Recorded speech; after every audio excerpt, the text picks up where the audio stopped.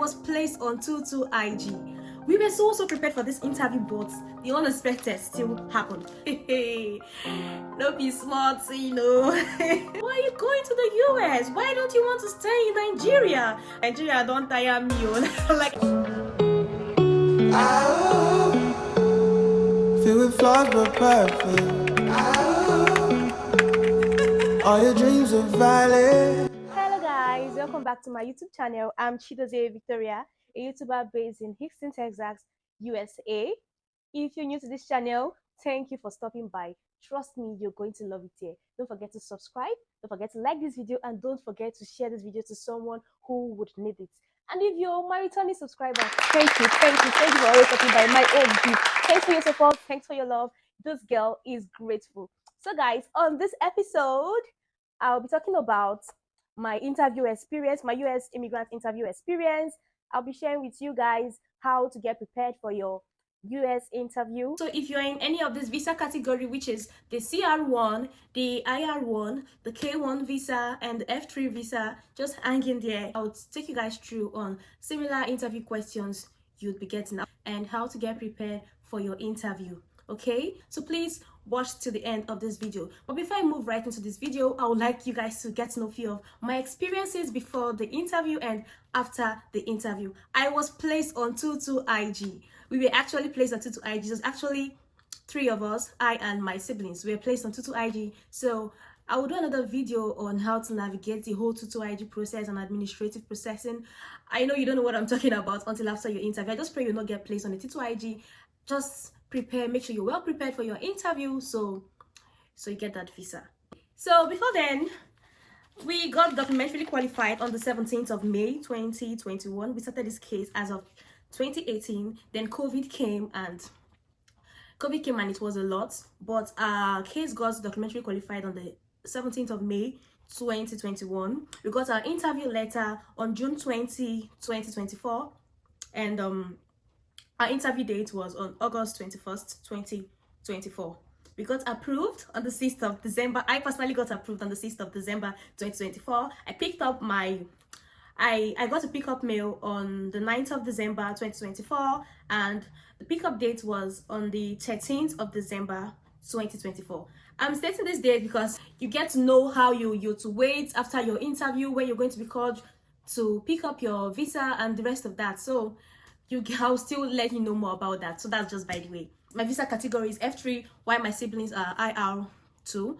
Why I'll be talking about the interview questions for people on the Cr1, IR1, and on K1 visa. My cousin also got a visa approved. That was 2 weeks ago.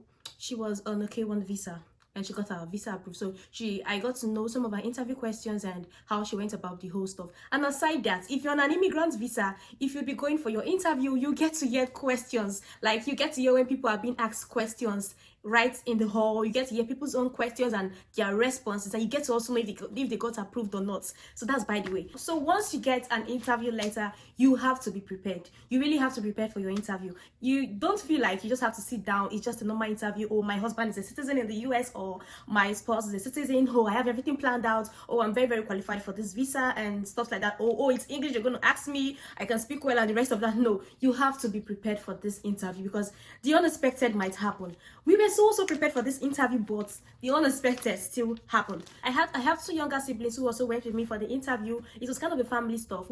My dad filed for the whole children, but 2 people got dropped along the line. They had to file for them for another case because they fell out of the category he filed them for. So he had to refile for them for another category, under another category rather. I searched everywhere on YouTube. I could not get any IR2 interview questions. I couldn't get. What I was just seeing was white people's own, and it wasn't really giving me what I wanted. I could not get any. But so I started watching random people's own Cr1, K1 visa, F3. I was just watching random interview questions and prepping my siblings for it and prepping myself also for the whole interview. Like I said, you have to be prepared. You have to be documentarily prepared. Like, you have to get the necessary documents you need for the interview, the necessary evidence you need for the interview. You also have to be prepared mentally, physically, and otherwise. So I made sure we went through enough YouTube videos. I googled a lot. Like, we were very prepared. We went to the market to get nice dresses. Everybody was well dressed at the interview venue. People were on suits, people were on nice gowns, people were on heels. Don't be smart, you know.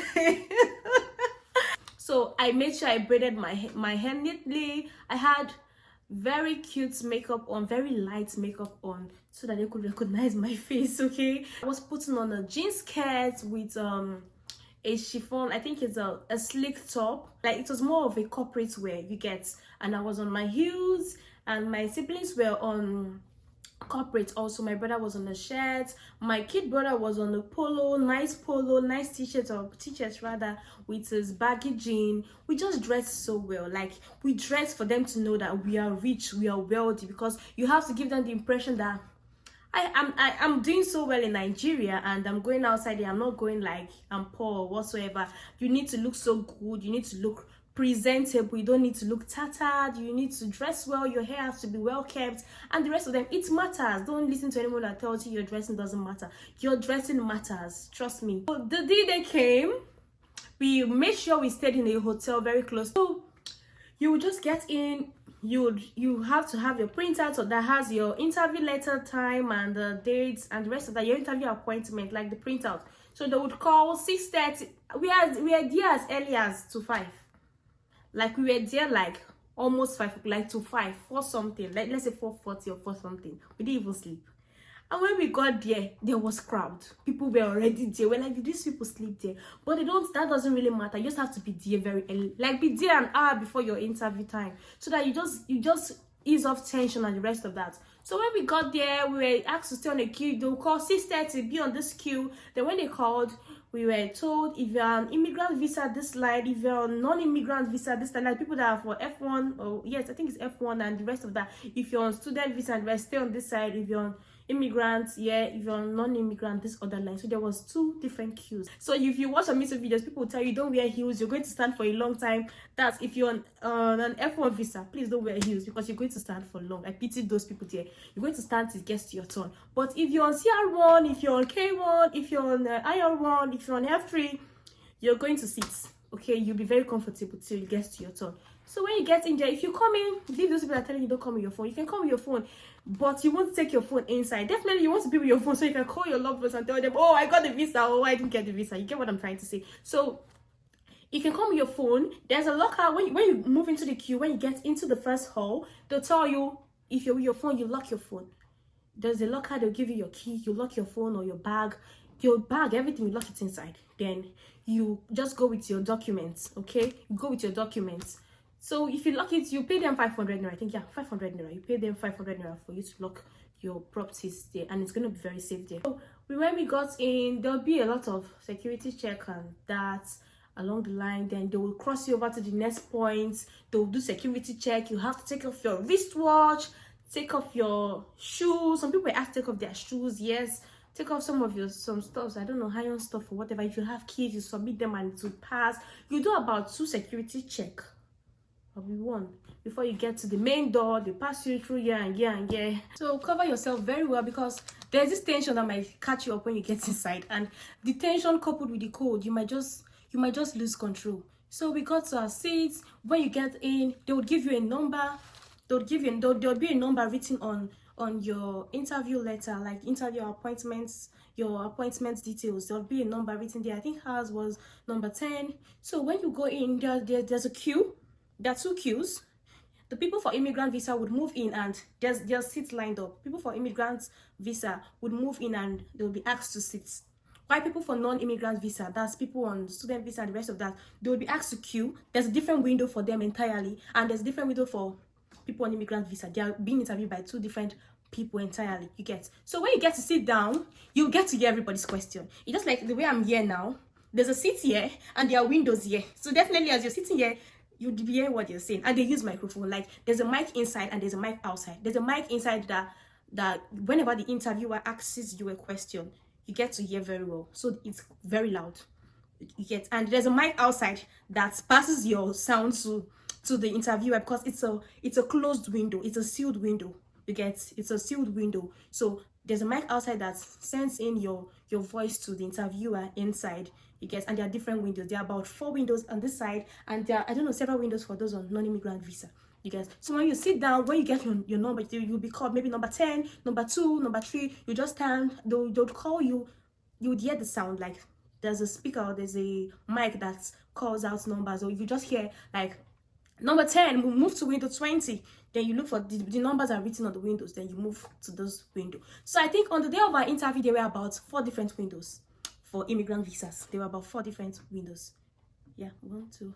No, there were 3 windows. There were just 3 windows for immigrant visas. There were 3 windows that day. I don't know how other days might be, but I know there were 3 windows. And for the non-immigrants, I don't know, there were countless windows. There were about 4 or 5 windows, and they were all white for the non-immigrants. Why for the immigrants, there was a black lady, there were 2 white ladies. So the first person at the first window was so jovial and she was so loud. Like you could hear everything she said, you could hear everybody's interview, you could hear the response of everybody there. And we had to wait for some time before it got to our turn. So we were so opportune to hear everybody's question. And we even had more IR2 that day. So we were hearing their questions also, and we were preparing ourselves. So it's a very good opportunity for you if you're not called immediately. You get to hear people's question and how they responded and the response of the interviewer. So you get to also prepare yourself. I don't know if you get what I'm trying to say. The first lady there was so jovial. She asked the woman, there was a very elderly woman, she was asking, and she was like, why are you going to the US? Why don't you want to stay in Nigeria? And the woman was like, Nigeria, don't tire me. Like everybody was just laughing, and the woman could not speak English very well. There was also a couple, they are aged. They were also, I think people on visiting also, we're also on our line also, yeah. People that were going to visit, yeah. I think the parents were like going for their child's graduation. So they were asking them, must you go for the graduation, this and that. They were asking them some questions, and they were not really getting what they were saying because they were being interviewed by a white woman and they were not hearing what she was saying. Let me let you know something. There's nobody that will interpret for you. I'm not sure there's someone that will interpret for you there. Based on what I saw there was nobody to interpret what the woman was saying. They were even answering her. She was asking them something, and they were replying her differently. So they were denied the visa. Even the woman, she was like, your beneficiary, or the person petitioning for you doesn't have enough funds, doesn't have this, and she was denied. Many people were denied that day. Like I just saw 2 people that got theirs, 2 people that got that they were told they were congratulations on the spot. You get 2 people, which was a man. The man was on, I think it was on Cr1 or so. They don't even approve. Like how it works is they don't just approve your visa there. They don't just stamp your visa there. If you've been approved, you'll be told to like submit your passport. Then in 2 to 3 days time, you get to come back, pick your passport and stuff like that. So I think so just 2 persons that were approved at the spot. It came with an album. I think it was on Cr1 or Ir1, any of that. I just know it's a kind of a sponsoral visa you get, because it came with a big wedding album. You need to see pictures this guy came with. You need to see evidence. They were asking him, where did you get married? Where did you get married? Like they were asking him proof of evidence that he was married. He had a whole lot of pictures to present, and this was where he was standing. I was sitting very close to where he was being interviewed, and the next demand was like, okay, fine, you submit your passport, then you'll be informed on how to go about coming to pick your passport. Congratulations. And the man was so happy when he left. He was just like, ooh, and he was so excited about everything. And one other person too that also got approved. That's before it got to our turn. I don't know if any other person was approved then, but what I know is they don't just stamp your visa then and give you your passport. You have to like come back. Maybe it take about 3 days or 5 days before you get to pick up your passport or stuff like that. So, and if you were not approved at the spot, that does not mean you won't get the visa. Like we were not approved at the spot. They told us, God, it was a lot. They told us we were placed on 2 IG. It wasn't funny. We thought we've lost the visa. I moved on with my life. Like we moved on with our lives. We were thinking that they forgot us and it wasn't going to be possible, but God showed up, and I'm so grateful to God for all that. So now let's move right into the questions that we were asked on our interview day. These questions might be helpful to you, might not be under this category, but trust me when I say it would be helpful to you. During my time, during the period I was preparing for my interview, I went through everybody's interview questions on YouTube, both K1 visa, both F3, IR2, CR1. I went through everything to make sure that. So yeah, my interview question I was asked when you get into the interview venue, there's a place you'll be called. When you're being called first, you'll be asked of where is your passport, where is this. You would show them all the stuff you came with for the interview, but you'll be asked for photographs, like passport photograph, the size for US embassy and the rest of that. You'll be asked for it, you submit it, which they won't return, I'm sure, until maybe when your visa gets stamped. You'll be asked for it. So when they called us, we came to the window. They called us in a particular window. And funny enough, we're thinking that was the interview. My dad was even like, "You see, that's just it. You just ask for your document and that's just it." I was like, make a yes and this will be the interview. So when they called, they asked for our passport photograph. They asked for our passports. They asked for my dad's tax files and everything, travel itinerary, like just asked for a whole lot of things. Then they asked us for evidence that of relationship with our dad. That was when they caught us. They were like, any pictures? We came with pictures when we were grown, obviously. We came with about 3 pictures. We showed them the pictures we had. Three or 5 pictures. Yeah, I think about 5 pictures. We submitted the pictures.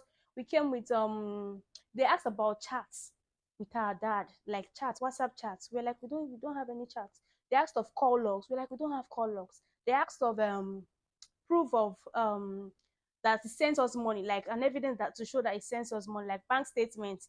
So my dad actually sent money to my mom for my concerning for my siblings upkeep and the rest of that for their school fees and everything. So I told her before the interview to go get bank statements from her bank that indicates my dad's name. And most time when my dad sends money, it doesn't even reflect his name. I think he used one app or whatsoever. So I asked her to print out a bank statement. Then I now underlined the the areas that his name showed. Even in most of them, his name just appeared about 5 places. The rest were just app. You get. So when I submitted that to them, they were like, "No, this is not what they want. They want bank statement, like I don't know how to put it, like real bank statements when he sends money and it sticks that yes, sent by this person. That's what they want." So we are like, we don't have anything like that. So they returned that one back to me and we're asked to sit down. We're thinking that was the interview. Before you know, we now started seeing people that were being called and we're like, wow, so this is how it's been done, not even what we went for initially. So when it got to our turn, we're called number 10, move to, there'll be a mic that announces, and obviously everybody in the hall hears the number that's been announced. So they were like, number 10, move to window 20. Then you would like use your eye to scan round. We're praying to go to the first one because she was so jovial. At the same time, we're praying not to go to the black woman. The woman was like, she was so mean, she was so straightforward. If she was not laughing at all. So we're just praying, let's not go to this black. Let's go to the whites. Let's go. And as of then, so just 2 windows then. Before you know, a third window now got opened. Then somebody went, and after the person was done, they now called us. Like number 10, move to window 20. Then we looked around and we saw window 20. Then we went to window 20. And getting to window 20, my dad is a very jovial person. So he was just like, hello, how you doing? Trying to show himself and the rest of that. The woman was like, yeah, I'm fine. Who are you? I'm saying 3 people here for the interview. How come you guys are 4? Then my dad was like, is their petitioner, is the father. Just were like, wow. He said, yes, he flew all the way from US for this interview. So like, wow, that's impressive. Oh, okay, you came for she was just like, okay. Then she asked all of us to swear you'd is it take an oath or what's it called? You'd be like, I promise that I'll say the truth. Anything I would say, yeah, should be the truth and nothing else but the truth. Then that's that. When you make that oath, then they'll proceed to the question. They'll be like, okay, can I get to know you? What's your name? Then you now tell them your name. When we told her our name, she was like, who is petitioning for you all? We're like, our dad. Then she was like, okay, he's your dad. Then at some point she told my dad, okay, please, sir, can you take your seats? While I interview them, can you go have your seat? So my dad had to like leave while we were being interviewed. So she was like, who is petitioning for you? We told them our dad is petitioning for us. Who are you going to the US to stay with? So then we're going to the US to stay with our dad. She was like, can he cater for the 3 of you? Like, can my dad cater for the 3 of us? Then we were like, yes. Then she now told us, what make you feel he can cater for the 3 of you? We're like, he takes care of us very well here in Nigeria. And in short, I was the one answering all the interview questions. Initially, we thought we were going to be interviewed individualized, one. So I prepared my siblings for that. But fortunately for us, we were interviewed collectively, and that's one thing I'm happy for, because they might ask similar questions, and one person might have a different answer, you get, and it might kind of contradict things. So I'm very grateful that we're interviewed collectively. So if you're going for any IR2, just know you've been interviewed collectively with your siblings. So with whoever you're going with, yeah, your siblings, hopefully. She was like, what make you feel he can take good care of you what make you feel he can take good care of the three of you in the US? So we're like, I was like, he has a good job, and I'm like, he lives off very well. So I feel he's capable of taking care of us, and we're not lacking in Nigeria because he obviously sends us money and he takes care of us. So she was not like, okay, he sends you guys money. We're like, yes, okay. Do you have evidence that he sends you money? Then we had nothing to show for that. We're like, I showed her the one I had. Then she was like, okay, that no, she doesn't want that she wants to direct money. So I said, okay, he sent money through our mom. He sent money to us through our mom. She's like, okay, wow, that's fine. Then she was like, who do we live with? Like, we live with our mom. Like, okay, what does she do? We told them what our mom does. Then she was like, who told um what does our dad do? We now told her the job our dad do. So she was like, have you seen where does he stay? I told her my dad, we're just answering like a kind of chorus answer, but I would be the first to talk. Then my siblings would like tag along. So she was like, where does he stay? I told her my dad stay in Houston, Texas, USA. She was like, okay, where does he live? What kind of house does he stay in? I was like, ha, this kind of question. And I prepared like all the questions we asked. There was no question that was so new to us because we were 100% prepared. So immediately she's pushing the question. Everybody is doing talking immediately. So she was like, "Where does he stay? As in, where does he live? What kind of house does he live?" So initially we've agreed on what to see, and we know the kind of house my dad's staying because obviously we do video call with my siblings do video call with him. I also do video call with him. So we're like, okay, he stays in a 2-bedroom duplex. So she's like, okay, what kind of car does he drive? We told her. She said, oh, how do you know? I said, we obviously do video call every time. She's like, wow, do you have a proof, like a call log and all that? But we're not getting it. I'm like, yes, I have. It's on my phone. She said, okay, it's on your phone. Okay, fine. She was so nice. She was so calm, and she was smiling all through the interview. So she was not like, um, have you been to the US before? We're like, no, we've not. I said, okay, you're so eager to be in the US, right? We're like, yeah, we're so eager. We can't wait. She was like, have you gone to any other country aside? Have you been to any other country before? We were like, no. So she was like, what is your purpose of going to the US? Obviously, to reunite with her dad, to be with her dad, and Kiniko, we answered them. So she's like, okay. Then she was like, she now asked my brother, what plans do you have when you get to the US? She asked everybody, what plans do you have when you get to the US?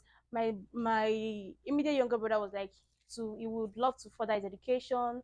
I told her I'm done with school. I would obviously go for my masters and get a good paying job, then and get a good paying job, then assist with bills and the rest of that.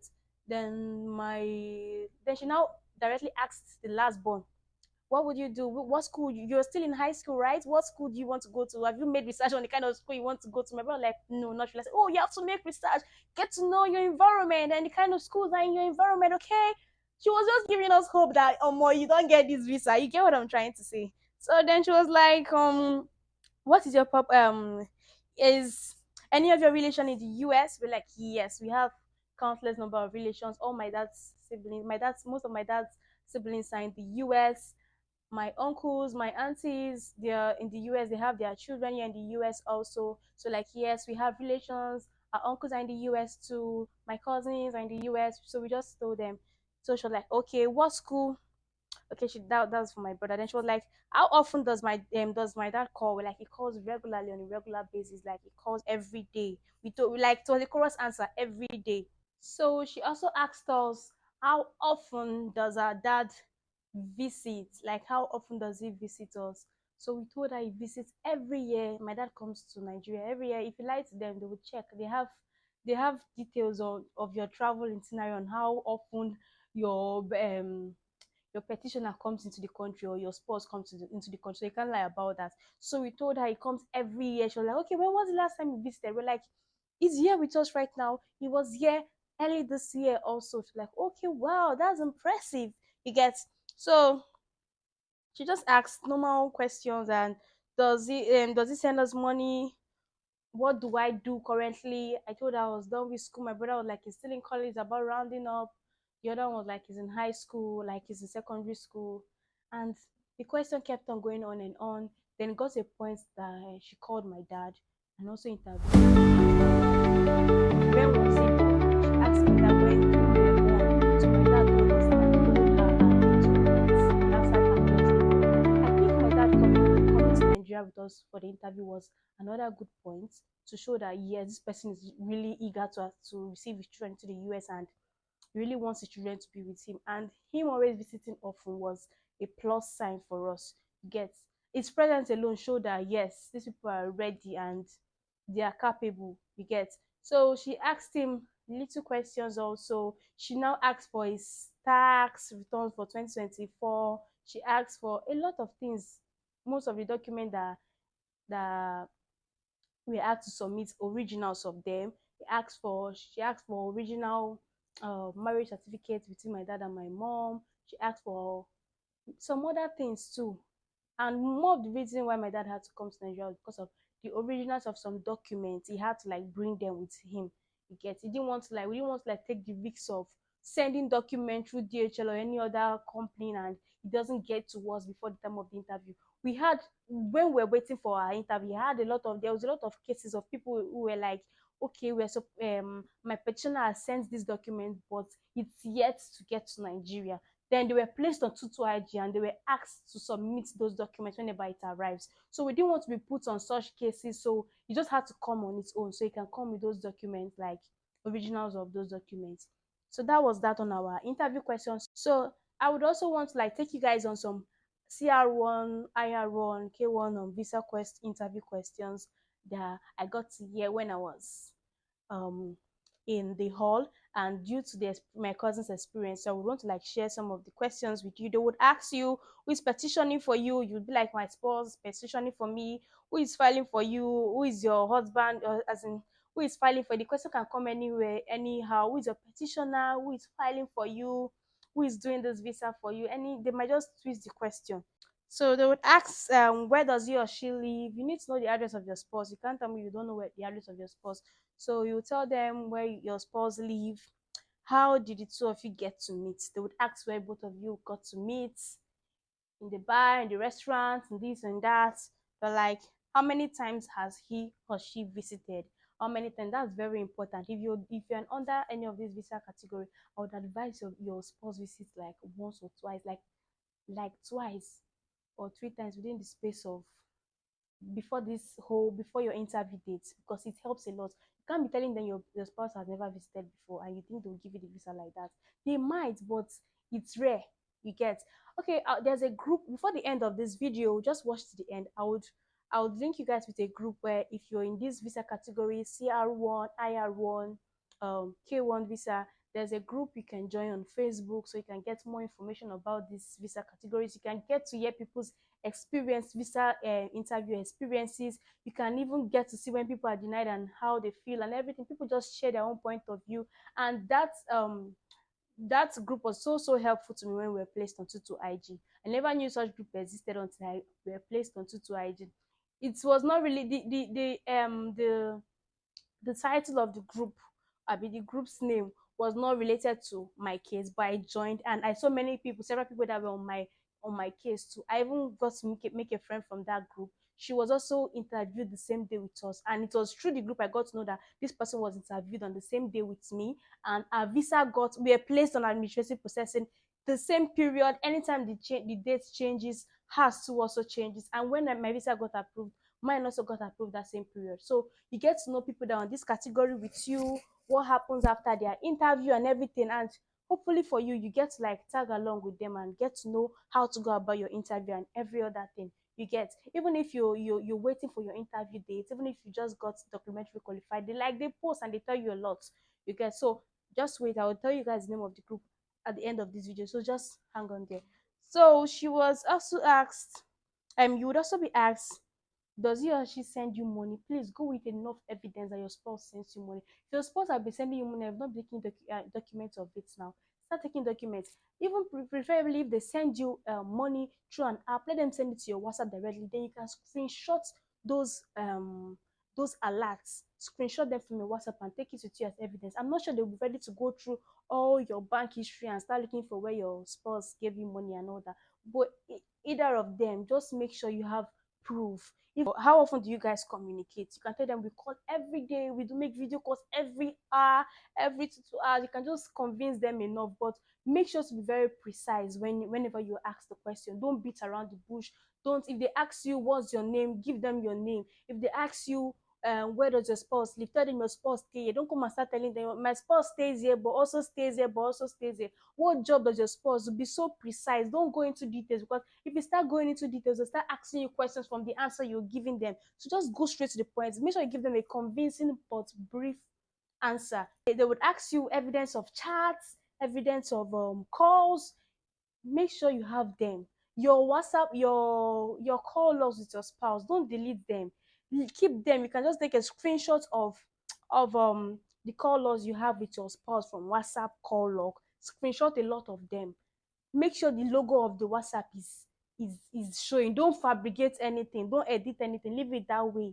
You get the chats, screenshot them with the WhatsApp logo, even if it's on Facebook, on Telegram, any app you guys are using to communicate. Make sure the logo is showing. Make sure there's enough proof that yes, we communicate well. Make sure you guys have sweet conversations that are like, wow, I miss you, I can't wait to be with you, because that was what my cousin did and it helped her. And those sweet parts, screenshot it and come with them as your evidence. The questions you least expect, they will just ask you, like, what kind of couch does he have?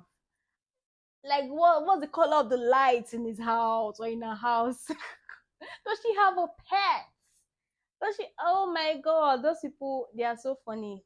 So they would just ask you, okay, maybe you have a spouse who is older than you.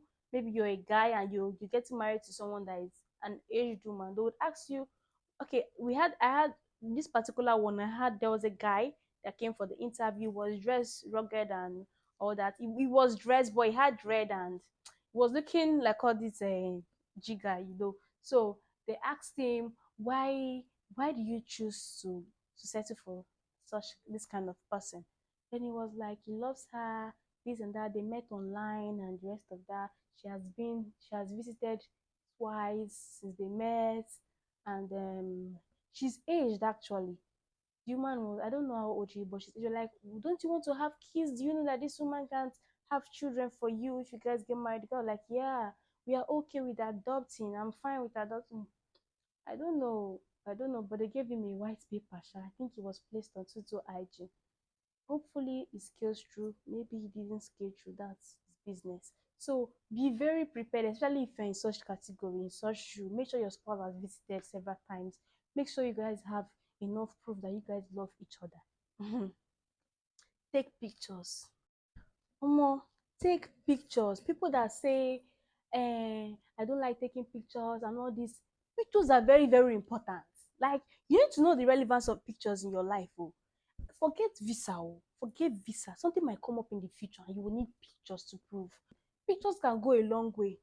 What made us be placed on T2IG was because of pictures, just pictures. They were not concerned about any other document. They just told us to submit over time pictures of when we were very little, pictures of baptismal pictures of when we were little, when we were babies, with our dad and our mom. And we had to go to the village to check pictures. We had to like use our phones to snap pictures from albums, from what's it called, from frames. Take pictures. If you're getting married, take pictures with your spouse. Take pictures when you go out. Take pictures. They want to see that you and your spouse bond a lot, like on different occasions. Okay, there are some people that have Cr1, even people on Ir2. They were asking them. Okay, they were asking them. Okay, when was this picture taken?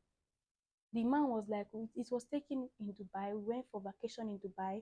Like, okay, where was this picture taken? In our room. We were having breakfast when we went for this thing, this and that. Where was this picture taken? Okay, it was taken in a wedding function we went for. They were asking them all the pictures that you sent to them before. They'll pop it up on their system and ask. Even the ones you come with, they would ask you.